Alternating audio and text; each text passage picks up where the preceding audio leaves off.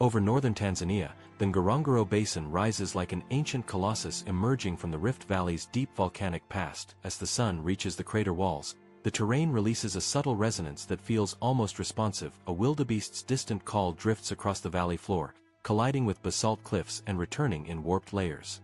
The Ngorongoro Basin is not merely a geological marvel, it functions as a natural acoustic engine crafted by the Earth's shifting architecture. The caldera walls rise like a monumental amphitheater, capturing vibrations that roll across the grasslands. Wind that slips through the ridgelines deepens into a low, echoing the memory of the extinct shield volcano that once towered above the Serengeti plains. This distinctive acoustic behavior is integral to the basin's ecology, influencing how species communicate and respond to subtle environmental cues. Cataclysmic eruptions 2 to 3 million years ago formed the original volcanic massif, which later collapsed inward to create the caldera. Over millennia, erosion carved narrow channels and stepped ridges that act as pathways. Ash fields hardened into nutrient-rich soils, allowing grasslands to flourish. Each geological transition reshaped the acoustic character of the basin. The result is a soundscape unique within the East African Rift, one where geological memory continues to influence living systems.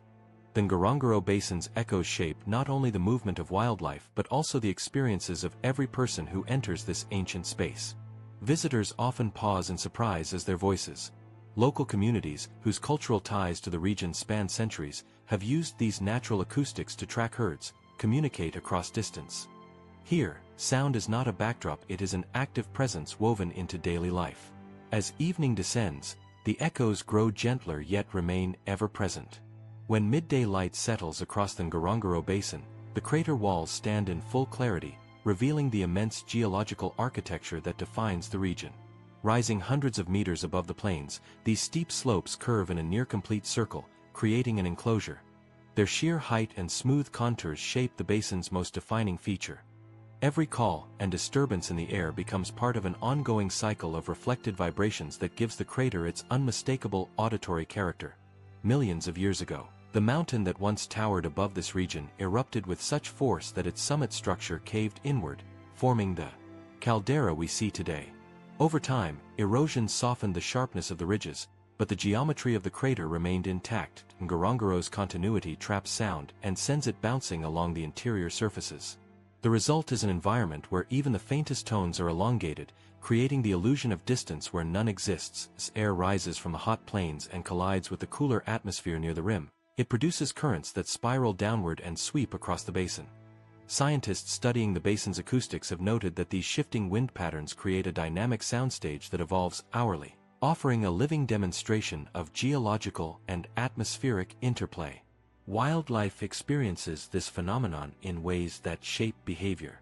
Lions resting in the tall grass communicate through deep rumbles that roll across the plains, amplified by the crater walls.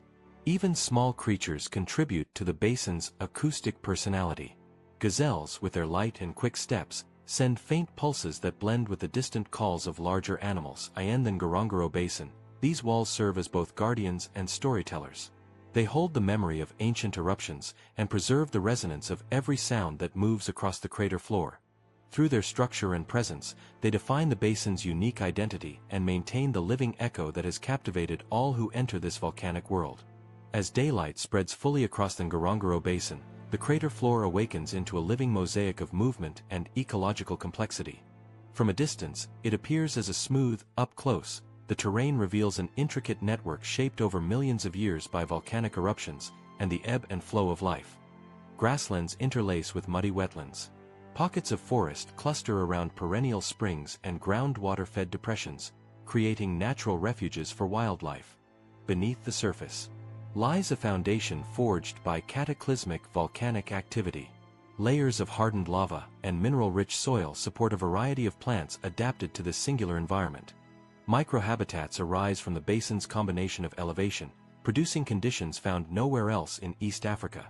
Grass species adapted to compact volcanic soil flourish in open areas, shrubs, and hardy flora grow.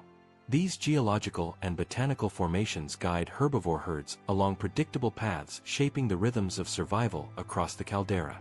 Seasonal rains feed the Larai forest and the Ngorongoro swamp, transforming portions of the crater floor into lush, vibrant zones. Shallow lakes reflect and absorb vibrations, and muffling echoes, while marshlands trap energy from passing herds, allowing movement with near-silent precision. In contrast, dry grasslands act as natural amplifiers, turning the passage of zebras, wildebeest, and buffalo into waves of sound that reverberate against the caldera walls. These tonal variations create a dynamic, ever-changing soundscape that evolves with the seasons, temperature, and daily animal activity. At dawn, the Ngorongoro Basin transforms into a slow-moving sea of mist, hovering just above the tall savanna grass. Beneath, the wildlife calls the rumbles of lions, the distant groans of buffalo. Another sound persists: deep, low-frequency pulses that reverberate through the earth itself. These are the echoes that gave Ngorongoro its legend, the sleeping memory of mountains, as described by the Maasai, and one of Africa's enduring geological enigmas. The central caldera was born of catastrophic collapse, yet surrounding satellite craters Almoti, Empekai, and Lolmalison hold equally compelling stories. Beneath these formations lie layers of molten history: hidden lava tubes, ancient vents sealed with volcanic glass, and collapsed chambers where sound behaves almost like a living organism. Geophysicists have documented such microtremors for decades, yet in Ngorongoro their magnitude and persistence exceed normal expectations for a dormant volcanic system. These subterranean pulses are especially pronounced near Empekai crater, a near-perfect volcanic bowl created by explosive eruptions that spread ash across the East African plateau. At its center lies an emerald lake rich in volcanic minerals and gases, so dense and acidic that few organisms survive in its waters. Yet life persists at its edges. The lake's rim, a rolling, chest-shaking vibration that seems to originate from deep beneath rather than through the air. Rangers have recorded some of these pulses. Many researchers hypothesize that these anomalies originate from magma pathways threading beneath the caldera complex. While Ngorongoro is classified as dormant, the mantle below remains active, transmitting pressure through ancient conduits. Other scientists propose that some echoes result from sound waves bouncing inside sealed volcanic voids, creating a natural acoustic orchestra, tuned over millions of years. For generations, these echoes carried significance beyond geology. To the Maasai and other local communities, they were warnings, messages, and reminders of the Earth's presence. For modern scientists, they are clues, signals that the story of Ngorongoro's craters is still unfolding. The trail ascending to Empekai crater winds steeply through forests that cling to the volcanic slopes like an ancient, living cloak. By the time the rim appears, the landscape reveals a quiet, haunting beauty. The crater forms an almost perfect circle, its steep walls casting long shadows over the vibrant turquoise of the saline lake below. Empekai is legendary among the Maasai not for its visual beauty, but for its voice. Elders describe it as remembering, a phenomenon where, under precise conditions of calm air and slightly falling temperatures, rangers report feeling the vibrations through the soles of their feet before hearing them. Scientists confirm these echoes exist, but their origin remains a subject of debate. Some researchers propose that the low-frequency tones arise from interactions between underground water systems and ancient volcanic conduits. Others argue that the crater's near-perfect bowl shape functions as a natural acoustic amplifier, magnifying subtle tectonic signals into audible resonance. Another hypothesis involves thermal pockets trapped within basalt walls, which expand and contract with daily temperature changes, producing sound waves reminiscent of a groaning ship at sea. This peculiarity has made Empekai a hub for geophysical monitoring. Instruments placed along the rim record sound signatures resembling sine waves punctuated by sharp peaks. The crater's central lake adds another layer to this enigmatic soundscape. Beneath its calm surface, volcanic gases, carbon dioxide, sulfur compounds, and trace mineral emissions escape from fissures in irregular bursts. For the Maasai, these echoes carry meaning beyond geology. They interpret Empekai as a living entity, with the earth itself breathing beneath their feet. To them, the sounds are not warnings, but reminders of a time when fire dominated this land, when mountains cracked, molten rock flowed, and creation and destruction coexisted in the same instant. To modern visitors, these whispers feel like the earth rehearsing a story that never ends. Empekai's voice is a testament to time, geology, and the persistent rhythms of a volcanic world that continues to captivate both science and imagination. The Ngorongoro Basin is often celebrated for its geology, wildlife, and volcanic grandeur, but for the people who have lived along its rim for centuries, it is a living archive of memory. The cultures that survived here, Maasai, Datoga, Hadza did not simply adapt to Ngorongoro, they absorbed it into their worldview, their rituals, and their storytelling. And their narratives. The craters do more than echo sound. They echo time. Before scientists mapped the caldera or analyzed its acoustic phenomena, the Maasai described it as a place where earth and sky communicate. They called the main crater the footprint of a sky god. These stories endure because Ngorongoro behaves unlike any other volcanic region. Its concave, steep walls amplify distant noises and creating a natural soundscape unique in East Africa. Researchers studying the basin's acoustics have noted that a single clap, the Datoga, who lived along the eastern ridges, believed echoes were not mechanical reactions but responses, answers from guardians who had once roamed the heights. The Hadza, one of the last hunter-gatherer communities in the region, held their own beliefs about hidden hollows on the crater floor. The basin's acoustic character became woven into survival strategies and hunting practices, turning natural echoes into a cultural compass. The echoes also shaped identity, living alongside forces older than imagination itself. The Maasai refrain, "Ngorongoro is alive," is not merely poetic. It reflects a worldview in which volcanic memory is a constant, living presence. Modern anthropologists have begun to study these oral histories with fresh eyes, not as myths, but as cultural records preserving the memory of real geological events.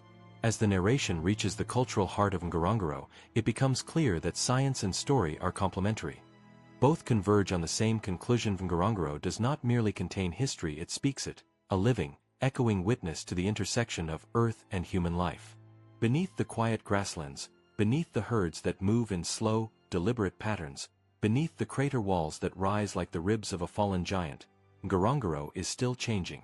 The surface appears calm, even serene, but deep below, the same forces that once tore apart the ancient supervolcano continue to move with subtle precision. These forces shape the basin's rhythm, its ecology, and even its echoes, creating a living system where geology never stops breathing. Modern geological studies reveal that the Ngorongoro region is part of the larger East African Rift, a colossal tectonic system that has been stretching the continent for millions of years. Though the original Ngorongoro volcano collapsed long ago, the rift's deep mantle plumes and slow crustal shifts continue to influence everything above.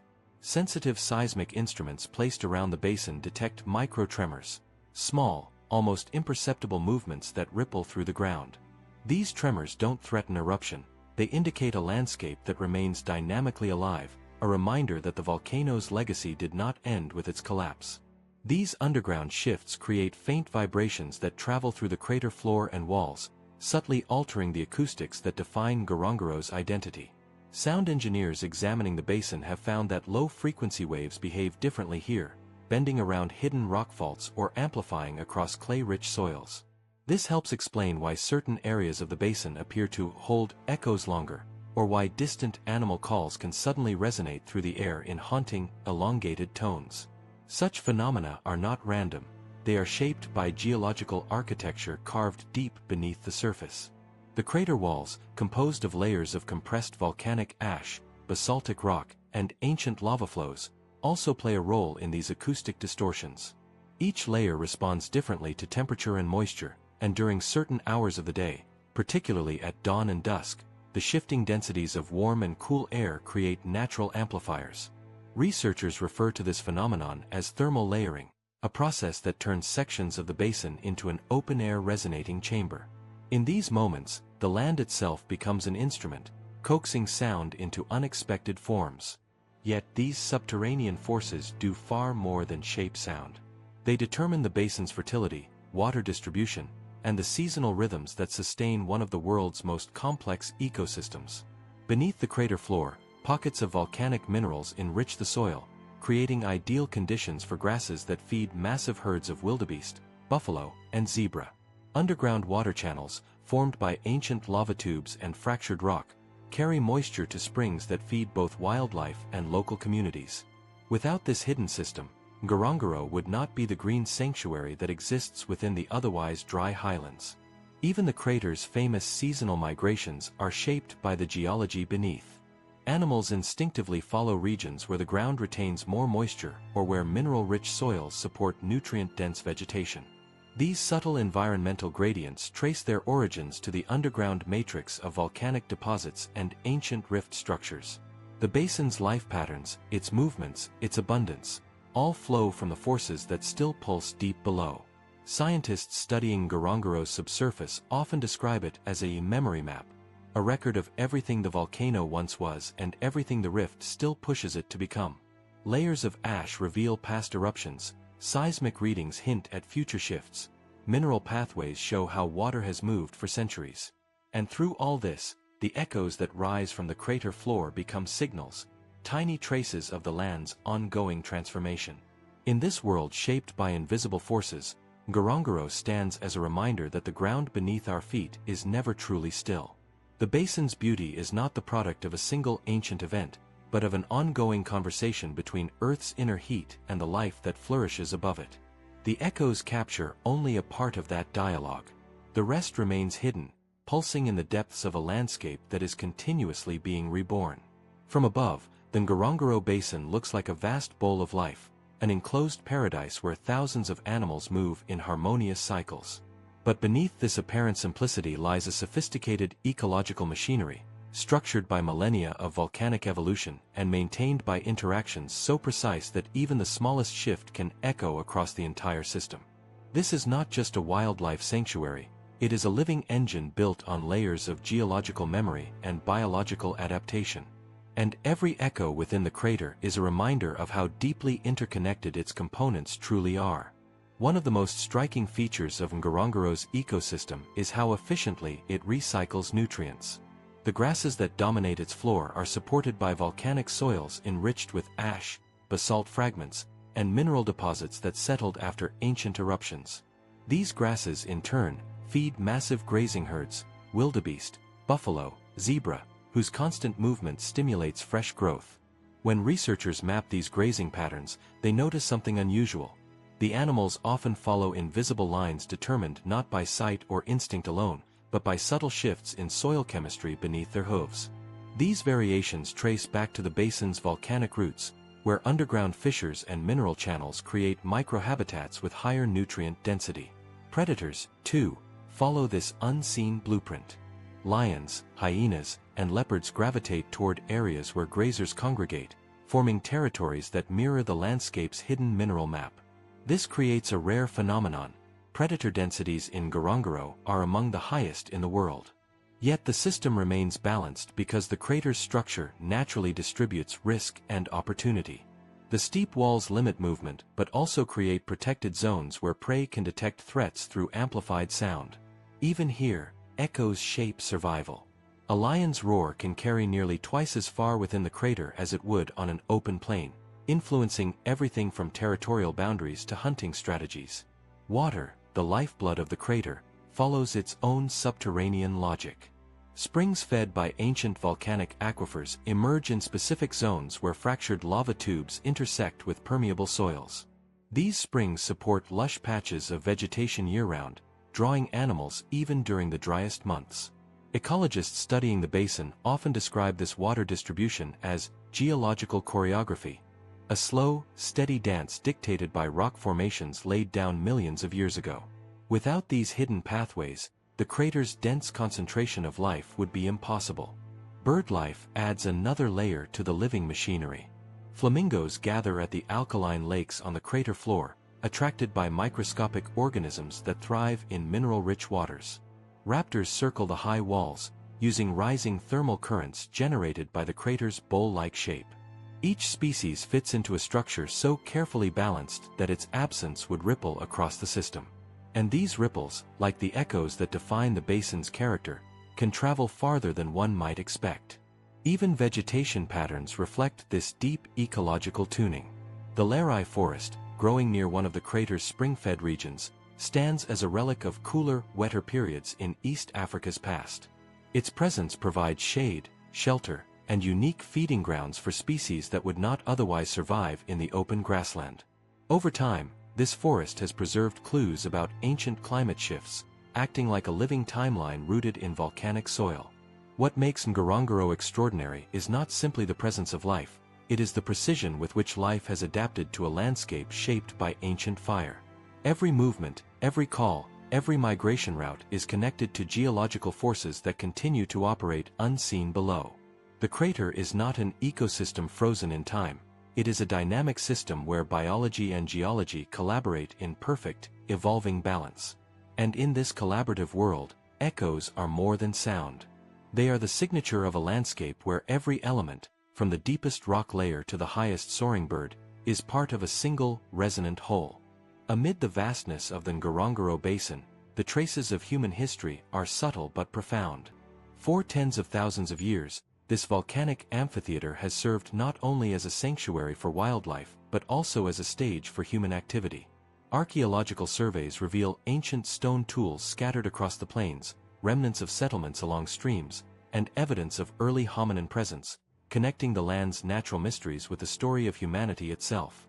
The echoes that bounce off the crater walls have been witnessed to generations, carrying the sounds of early hunters and gatherers across a landscape that has changed little over millennia. The Oldaway Gorge, located near the crater, has long been considered one of the most significant paleoanthropological sites on Earth.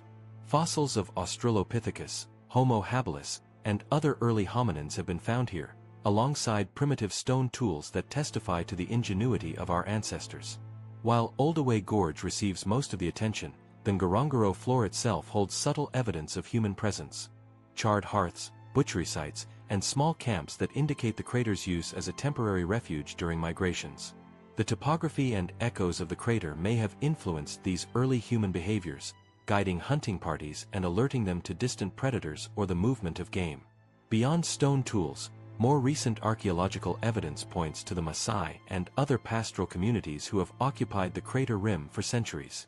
Settlement patterns suggest careful adaptation to the crater's microclimates, water sources, and grazing paths. Oral histories describe how livestock herders interpreted echoes and environmental cues to predict animal movements, weather changes, and potential hazards. The same acoustic properties that intrigue modern scientists were once practical instruments for survival, embedded in cultural knowledge passed down through generations. Some researchers have hypothesized that early humans may have used the crater's natural acoustics intentionally. Elevated points on the crater rim could serve as observation platforms, while natural hollows and depressions could amplify calls or signals to communicate over long distances. Such practices would have provided a strategic advantage, particularly in coordinating hunting groups or signaling danger. The idea that humans adapted to, and even exploited, the crater's acoustic properties adds a layer of complexity to our understanding of ancient human intelligence and environmental awareness.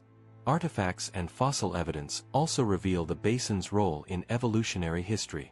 The diversity of resources, from fresh water to nutrient-rich vegetation, would have supported the survival and development of early hominin communities. The crater's walls offered protection, while its open plains provided ample hunting grounds. The echoes of these ancient footsteps, though faint and invisible, are preserved in the land itself, embedded in the subtle patterns of erosion, sedimentation, and spatial organization that mark areas of repeated human activity. Even today, scientists and anthropologists walking the crater floor often comment on the sense of continuity. The hum of wildlife, the distant roar of predators, the whispering of wind through the grasses, all of it carries the memory of the past. Standing in the center of the basin, it is possible to imagine the echo of a hunter's call traveling across the crater thousands of years ago, merging with the geological and biological rhythms that continue to define the landscape. In Ngorongoro, archaeology is inseparable from geology and ecology. The basin is not only a site of natural wonder but a repository of human history, a place where the land's echoing voice has observed, recorded, and preserved the interplay of life, survival, and adaptation over the millennia. While science explains much about Ngorongoro's geography, geology, and acoustics, the human imagination has always sought deeper meaning in its echoes. Among local communities, the crater is more than a natural marvel, it is a sacred and mystical space. Stories passed down through generations describe voices carried by the wind, ancestral spirits moving through the grasslands, and the crater itself as a sentient entity, listening and responding to the world above. These beliefs intertwine with daily life, guiding movement, rituals, and even hunting practices. The Maasai, whose herding territories stretch along the crater rim, recount that certain echoes are messages. A low rumble might signify approaching wildlife, while a sharper resonance could indicate the presence of ancestors watching over the land. They speak of the voice of the crater, a phenomenon that connects the living to both the past and the unseen spiritual realm. These interpretations are not purely allegorical, they reflect generations of careful observation, often corresponding with environmental changes that affect both animals and humans. Beyond the Maasai, the Hadza hunter-gatherers tell tales of mysterious sounds emanating from hidden hollows and subterranean fissures. Some attribute these noises to spirits who inhabit the crater, guarding resources and guiding those who show respect. Other legends speak of the crater as a portal, where the physical and spiritual worlds intersect. The echoes themselves are viewed as a medium of communication, a bridge that carries warnings, guidance, or wisdom from unseen forces. Modern visitors often report feeling an inexplicable sense of awareness when inside the basin, a heightened perception of sound and space that may stem from the same acoustic properties that inspired these ancient beliefs. These mystical interpretations have shaped rituals and cultural practices. Certain areas near springs or elevated points are considered sacred, and communities historically avoided disturbing these zones. Ceremonial chants, dances, and offerings were performed to honor the crater's spirit, harmonizing human activity with the natural rhythms of the land. In a way, the folklore acted as an early form of ecological management, guiding sustainable use of resources while preserving the crater's ecological integrity. Interestingly, researchers studying acoustic phenomena in Ngorongoro have begun to recognize parallels between these traditional beliefs and modern findings. Echoes, resonance, and low-frequency vibrations are not just perceptual curiosities, they can transmit signals over long distances, alerting wildlife and humans alike. What the Maasai or Hadza described as messages from ancestors or spirits often corresponds with environmental cues embedded in the land's physical structure. The line between folklore and natural science becomes blurred, highlighting the deep interconnection between culture and environment. The crater's mystical dimension also influences human imagination beyond local communities. Artists, writers, and filmmakers visiting Ngorongoro often describe the soundscape as surreal, even otherworldly. The layering of natural sounds, the calls of animals, the wind shifting along crater walls, the faint pulses from subterranean forces, creates a sensory experience that feels alive and conscious. It is a place where mythology and geology coexist, each amplifying the other, and where the echoes carry stories older than recorded history. Ultimately, the folklore of Ngorongoro reinforces a universal human instinct, the need to find meaning in sound and space, to perceive the world as a living narrative. In this crater, echoes are not only physical phenomena, they are carriers of culture, memory, and wonder, resonating across generations and bridging the tangible with the transcendent. Even with decades of research, Ngorongoro's echoing phenomena continue to defy a single explanation. Scientists have proposed multiple theories, from seismic microtremors and thermal layering to subterranean gas emissions, but none completely account for the irregular yet patterned echoes reported across the crater floor and walls. This unresolved mystery has given rise to hybrid theories that attempt to combine geology, ecology, and acoustics into a unified understanding, acknowledging the complexity of a landscape shaped over millions of years. One such hybrid perspective suggests that the echoes are produced by an interplay of three primary factors: geological cavities beneath the crater floor, shifts in atmospheric temperature layers, and the presence of water-saturated volcanic sediments. Each component interacts differently depending on the time of day, season, and even the position of the sun. For instance, the early morning fog that often blankets the crater can refract sound waves, enhancing or dampening their perceived resonance. Simultaneously, waterlogged soils beneath marshy areas act like sound dampeners, while drier, compacted ground can act as natural amplifiers. The result is an intricate, ever-changing soundscape that seems both deliberate and alive. This theory gains support when examining the crater's microtopography. Small depressions, ridges, and hidden hollows create natural pathways for sound waves, directing them in ways that can amplify distant calls or create delayed reverberations. Researchers using 3D acoustic mapping techniques have identified areas where low-frequency sounds travel up to 4 times farther than in open savannas, demonstrating that the land itself is a complex resonating instrument. These measurements suggest that the crater's ancient formation, combined with ongoing tectonic adjustments, contributes directly to its unique sonic environment. The influence of wildlife adds another layer of complexity. Large herds moving across compacted grasslands generate vibrations that subtly interact with the existing echoes. Predators, in turn, may rely on these reverberations to track prey, creating a feedback loop in which the sounds of life and the echoes of the earth are intertwined. Even human activity, settlement, livestock, or research stations, alters the acoustic environment slightly, highlighting the sensitivity of the system to minute changes. The echoes, therefore, are not static. They evolve with the living landscape around them. Some scientists have also entertained more speculative explanations. A minority propose that hidden chambers within the crater walls could act as resonators, releasing stored seismic energy gradually in the form of sound. Others wonder if mineral-rich strata under the crater may produce piezoelectric effects when stressed by tectonic pressure, converting mechanical energy into low-frequency acoustic pulses. While these hypotheses remain controversial, they underscore the extraordinary nature of Ngorongoro as a site where multiple natural forces converge in ways that are still not fully understood. The hybrid approach ultimately acknowledges a truth that single-discipline studies often overlook: the crater is an interconnected system.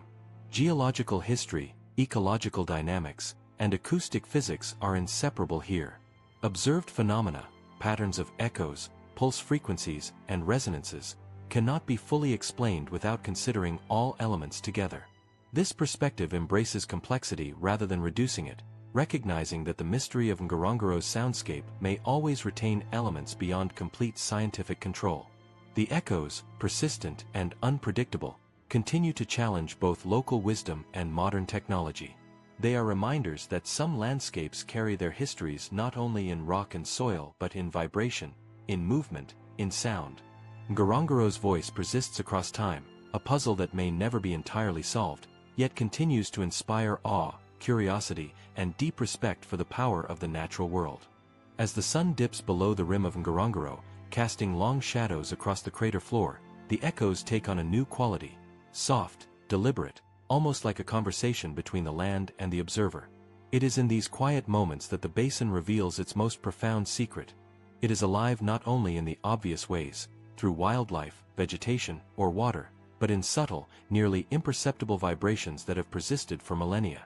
Every sound, from the roar of a distant lion to the pulse of the earth itself, contributes to a symphony that spans geology, biology, and human memory. Walking along the crater floor, the sensation of listening becomes immersive. The echoes are not random; they have shape and timing, suggesting patterns that hint at long-forgotten geological events, the movements of countless generations of animals, and even the rhythms of early human inhabitants. These vibrations intertwine with the emotional and cultural dimensions of the landscape. The Maasai, the Hadza, and other local communities have long understood this. The crater communicates. Its voice carries wisdom, warning, and history in ways that science can measure but never fully capture. From a modern perspective, instruments can record frequency, amplitude, and propagation of sound waves, revealing extraordinary acoustic phenomena.